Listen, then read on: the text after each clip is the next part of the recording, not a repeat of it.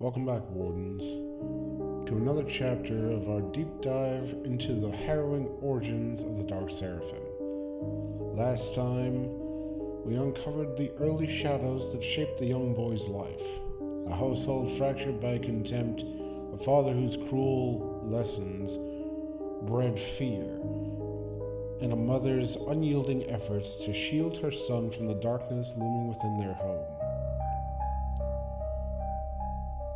But even as the cracks widened, the full weight of tragedy had yet to descend. Tonight we delve deeper into the tale of betrayal and heartbreak that would forever alter the course of his destiny. This is the story of a father's betrayal, a mother's tragic end, and the boy's reluctant path to the mysterious halls of the Mage's Tower, a place both of refuge and ruin. Join us as we unravel these pivotal moments where innocence is shattered, bonds are broken, and a dark path is set into motion. The shadows of betrayal. Mother was always there.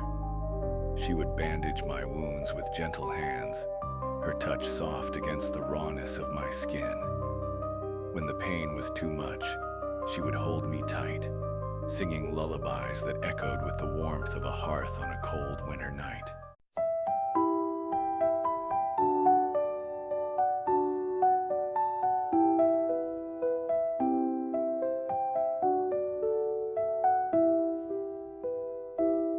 Close your eyes, my little one. The day is done, the night's begun. Dreams will take you far and wide, with ancient gods by your side. Her voice would waver, but she'd never stop. Oh, hush now, my little light. Even the strongest stars are born from darkness. But no amount of her love could quiet the questions that haunted me in the silence of the night. Why doesn't Papa love me? Why does Father hate me so? Why does he call me such horrible things? What did I ever do to deserve this? These thoughts consumed me, and I often wondered if they would ever leave. One day, when Father was away on patrol and Mother's watchful eyes were distracted, I made my escape. I took a sheet she had hung out to dry the day before, draping it over my head like a cloak to conceal my face. If Father caught me, the punishment would be swift and merciless. I fled into the city, and for the first time, I dared to approach the other children. They welcomed me, tentatively at first, but then they invited me to join their games. Hide and seek, tag, silly little contests that meant everything to a boy who had known only isolation. For a fleeting moment, I felt something strange, something unfamiliar. I felt joy. Every chance I got, I returned to the city to play with them. Those moments, however brief, were my escape, a glimpse of a life where I wasn't a shadow lurking in fear. But like all dreams, it couldn't last. One day, as I arrived to join their laughter, one of the children decided to yank off my hood. Their expressions shifted instantly. Curiosity turned to disgust. I remember their eyes widening, their mouths curling in revulsion. It's a freak! One of them cried. Some ran away. Others, braver or crueler, picked up sticks and stones. They struck me, called me names, drove me from the joy I had only just begun to feel. When I finally returned home, battered and bleeding, my face streaked with tears, Mother's reaction was not what I expected. She wept, not for my wounds, but as if a deep sorrow had cracked open inside her. Oh, my little boy. You did nothing wrong. Did you hear me? You are not a mistake. You are not a burden. You are mine. But even as she spoke, I could see it in her eyes. A flicker of guilt, a shadow of regret she couldn't quite hide. Perhaps she blamed herself. Perhaps she thought that lying with a man who rejected his own bloodline, who fathered a child like me, had cursed us both. That day, I began to understand the truth. I was different. and the world would never let me forget it. This part of the Dark Seraphim's tale cuts deeply, offering a rare glimpse into the innocence of youth and how even fleeting moments of joy can be cruelly ripped away. It's a reflection on how the world can shape a child not just through love, but also through rejection and cruelty. The relationship between the Seraphim and his mother is especially poignant here. Her unwavering love and tenderness stand as a fragile shield against the harshness of his reality. Her lullabies, her touch, and even her whispered reassurances are acts of defiance against the darkness surrounding them. But beneath her love, there's also a tragic sense of guilt, a belief, perhaps, that she bore some responsibility for the suffering her son endured. It's heart-wrenching to consider how her own struggles were mirrored in his pain.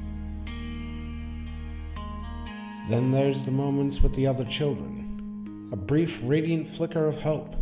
You can almost hear the laughter, feel the rush of youthful joy as he finally experiences belonging. But that joy, as fleeting as it was, is shattered in an instant by cruelty. It's a stark reminder of how quickly innocence can be replaced by bitterness, and how the judgment of others can leave scars far deeper than those on skin. The Seraphim's question, "Why doesn't Papa love me?" echoes throughout this story like a refrain, laying bare the core wound that drives so much of his anger and resentment. It's a universal question for anyone who has felt unworthy of love. And it's one that resonates long after this chapter of his life ends. What's remarkable here is how these events, though devastating, are transformative. This was not just the loss of innocence. It was the forging of something darker within him. Rejection from his peers and cruelty from his father didn't just break him. They began to shape him into the force he would one day become. And yet one has to wonder, if just one person beyond his mother had shown him compassion in those formative years, how different might his path have been? As we continue this story, we'll see these early experiences serve as the foundation for the Seraphim's journey. A journey that will take him from the outskirts of innocence into the heart of darkness. Stay with us, Wardens, because the tale of the Dark Seraphim is far from over. His transformation is just beginning. The following day remains etched into my memory, as vivid now as the moment it happened. It was the festival of the gods, a day meant to be filled with gratitude and celebration. Mother was busy preparing the house for the infirm who would visit, as well as tidying the shrine where we would offer thanks to the gods. Her hands moved swiftly, setting everything in place with the care of someone who believed deeply in her purpose. It started innocuously enough. A knock at the door. One of the guards from Father's barracks arrived to deliver orders. The moment the words left his lips, I saw concern flicker across Mother's face. She tried to brush it off, continuing her preparations. Yet looking back, I believe something deep within her, an instinct only a mother knows, stirred unease. That evening, as the sun dipped low and bathed the room in golden light, she suddenly turned to me, urgency in her eyes. Uldrach, you need to hide now. There isn't any time to argue, my love. Please get out of sight. Before I could protest, she pulled me into a tight embrace, whispering softly, No matter what happens, I love you. Then she pushed me beneath the bed where I had spent so many nights dreaming of better days. Not long after, the door burst open with a force that made the walls tremble. Father stood there, reeking of alcohol, his steps heavy and unsteady. His words slurred as he barked into the room. Where is that freak? Each insult felt like a fresh wound. Even though I had become numb to his venomous words, they still cut deep, leaving scars that never truly healed. Mother stood her ground, trying to calm him, her voice steady despite the storm before her. Uldrach, you're drunk. Please go to bed. We can talk when you're sober. But he wasn't listening. His anger boiled over, spilling out in ways I had feared but never fully imagined. Amid his tirade, he confessed to his affair, a barmaid he'd met during his time as a soldier. The revelation shattered whatever fragile peace remained. You betrayed everything. Mother said, her voice breaking but resolute. I gave up my title, my family, my entire life for you. And this is how you repay me? With violence and lies? Her words seemed to ignite something in him. The sound of metal striking flesh echoed through the house, followed by Mother's sharp cry. I squeezed my eyes shut, but the sounds that followed, the thud of her body hitting the floor, the crack of bones, her cries of pain, were impossible to escape. At some point the struggle ceased, replaced by a chilling silence. Then came the wet, sickening sound that I will never forget. When I dared to look, Father was gone, leaving behind his gauntlet and a house steeped in horror. Mother lay there, broken and lifeless, her blood pooling around her. I crawled out from beneath the bed, trembling as I cradled her head in my lap. With sorrow, "Please wake up," I whispered, rocking her gently. "Please don't leave me." For 3 days, I stayed by her side, singing the lullabies she had sung to me, praying to the gods for a miracle. But no miracle came. Listeners, take a moment to let the weight of this story settle. This harrowing chapter offers a window into the life-shattering events that define the Dark Seraphim's path. A story of love and betrayal, and unimaginable loss. The Festival of the Gods, meant to be a day of gratitude and devotion, was irrevocably marred by violence. What stands out in this account is the unyielding love of a mother who gave up everything for a man who ultimately destroyed her. And yet, her final act was one of protection, shielding her child from the monster that had once been her husband. What strikes me is the vividness of Uldrach's memories. The way he clings to her words, her embrace, her lullabies, as if they are lifelines in an otherwise stormy sea of despair. Even in the face of her own impending tragedy, her instinct was to shield him, to give him a chance at survival. But it is in Uldrach's quiet recounting of his father's actions that we see the stark transformation of a child's heart. Each slurred insult, each cruel blow, each betrayal left scars far deeper than any physical wound. And when the silence finally came, when the man who had stolen so much fled, Uldrach was left not just with grief, but with a new understanding of the world. A world that had no mercy for him. The image of a young boy singing lullabies through his tears, holding his mother's broken body for 3 days, is one that stays with you. It's an image of sorrow, yes, but also of resilience. Even in his most vulnerable moment, Uldrach's actions are driven by love. A love that had been his only sanctuary in a life of hardship. This moment marks a turning point as the Festival of the Gods unfolded for others in the city. Celebrating divine blessings, Uldrach faced the death of innocence and the birth of something darker.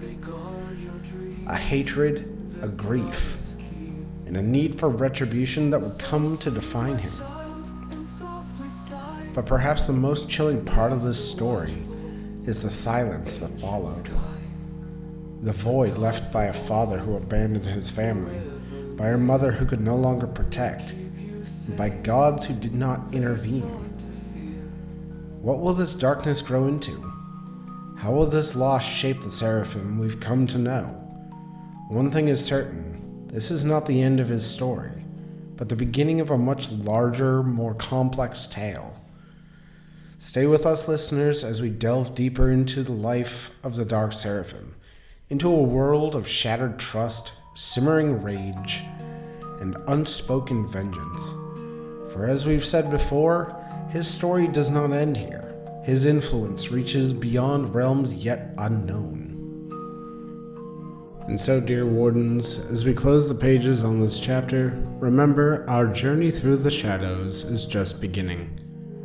If you've enjoyed unraveling these mysteries with us, don't forget to like, subscribe, and join our ranks. Your support fuels our path into the unknown, and together we'll continue to guard the veil, keeping one eye on the stories that linger in the dark. Until next time, Wardens, stay vigilant, stay curious, and remember, the shadows have more to tell. Look around this world so wide, dragons roar and wizards hide, forests deep with secrets old, legends waiting to be told. Castles high and valleys low, magic rivers how they flow. Join the quest, the journey's grand, mysteries at our command. Welcome travelers to Terra